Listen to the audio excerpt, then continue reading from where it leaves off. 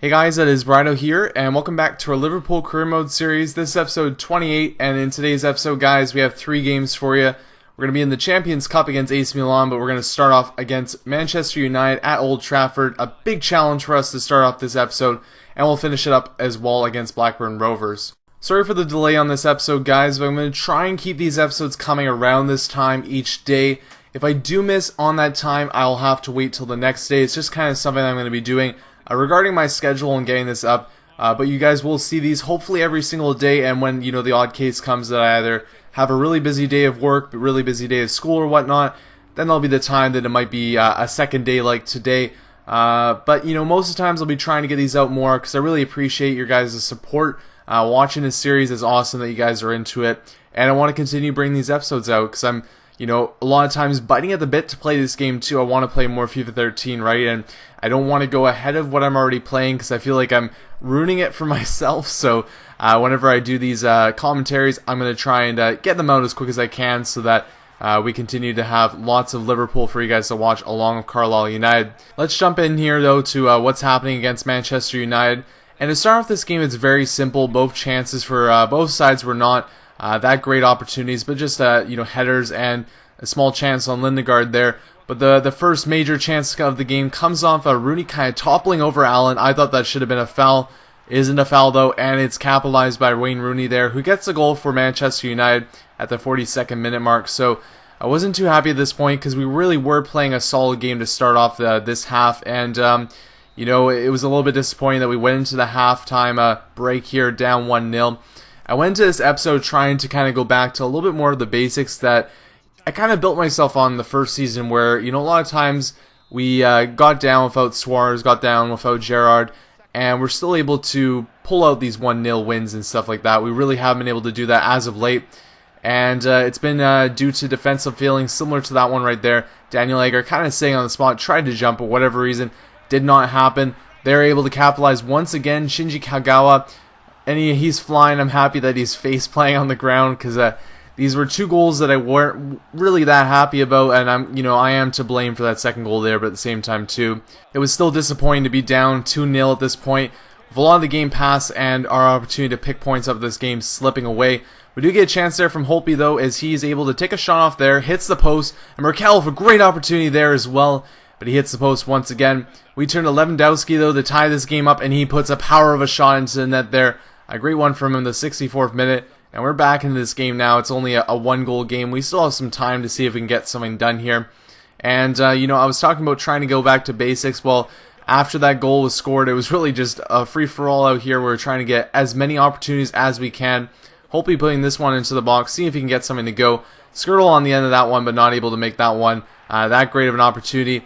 And unfortunately, not too long later, Young there gets the ball over to Rooney, and they're just capitalizing on their opportunities in this game. We really didn't give them that many, but each one that they got, they put away. And, very Manchester United-esque as they were clinical in their opportunities. And it was now a 3-1 game with the 80th minute here. A couple minutes later, though, Deulofeu on the wing puts one into the box, and it's a header goal by Merkel. A great goal by him there, getting us once again back to only a goal behind. And really, Deulofeu came alive in the last couple minutes of this game. He just had bursts of speed right here, gets past Raphael, comes in on the wing, tries to put another one into the box. This one is cleared, but Zaha on the rebound gets it in, another header goal, and we are tied now at the 89th minute. It's a 3-3 game at Old Trafford. Craziness ensuing, and we're able to actually pick a point out of this game, guys. It was a crazy affair, as I was saying. I was disappointed with the fact that we went down 2-0 because really, I didn't feel like we deserved it. We were doing a good job.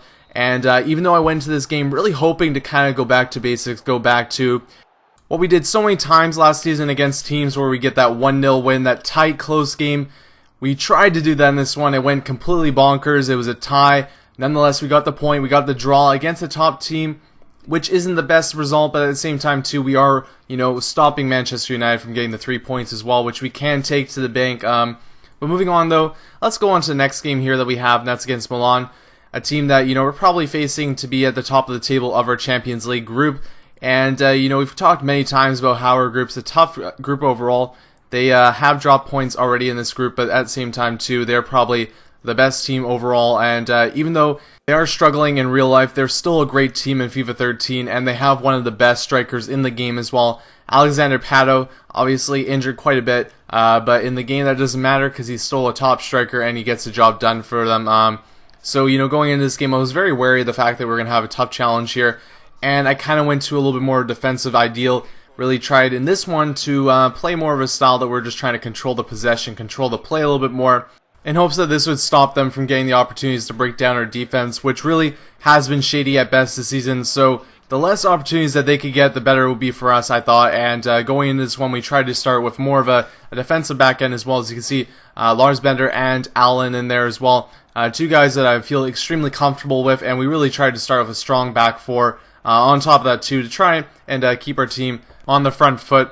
So when this game started too, I also took that into account, and at the same time, we had a good starting lineup, so I felt confident going into this one. And the first chance of the game were not that great, to be honest. Both sides did get opportunities. This is probably the best one there. Jerome Boateng in the close, Bernardo with the save there on that one, though. Our best chance came off the long shot from Lewandowski here. Really no chance of going in on that one, but we still took the shot in hopes that something might come of it. And we get another opportunity here. Lewandowski putting in the Gerrard, but he's not able to get a good first touch on that one there. Unfortunately, though, for us, at the 41st minute here, Alexander Pato strikes for Milan there, and it really wasn't that great of a goal for us. I cut the footage because I was just a little bit depressed from it, but essentially what happened was I passed the ball out to Skirtle. He got the ball. It went off his foot, and then, right to Pato there, who put that one away. And it's something that I kind of do a little bit too much as well, as I pass the ball out because I really like starting from my own end. But it's one of those things that after a goal like this that was so paramount to our success in this game, I kind of said to myself, going ahead, we will do that still, but I'm really going to look at what opportunities are out there instead of just passing it out. See if our players are completely open. If they're not completely open, then that's not an option I'm going to look at. And besides from that too, start just looking to boot the ball up the field a little bit more, because we do have some tall players up there like Lewandowski, Carroll if he's starting, and whatnot. They can get the ball and control the possession, even though it's a little bit less of a chance from there. So starting the second half, we kept all our same players on because we really did have a solid first half to the game. We were looking for that great opportunity though, and we nearly got one there as Skirtle put the header on net. Wasn't able to get that one to go though, and another good chance here from Steven Gerrard there as he put one on. Marchetti with the save though, and it's interesting to see him in net versus Abbiati, and I guess it's working out for them too because we weren't able to score to this point in the game. There was a nice chance once again, and a really great save here from Leno as he has to go full stretch to make the save on that one. But the game does end though, guys. It's a 1-0 win for Milan, and unfortunately for us, that really does give Milan the upper hand in this group. And with that said, we are still only 3 points behind, so if we were able to perform away against them, then that might be a positive. We could work this way back, but it was bad news in a way because really we should have done better at home. We weren't able to do it there. But the good part too was the fact that Zenit won their game.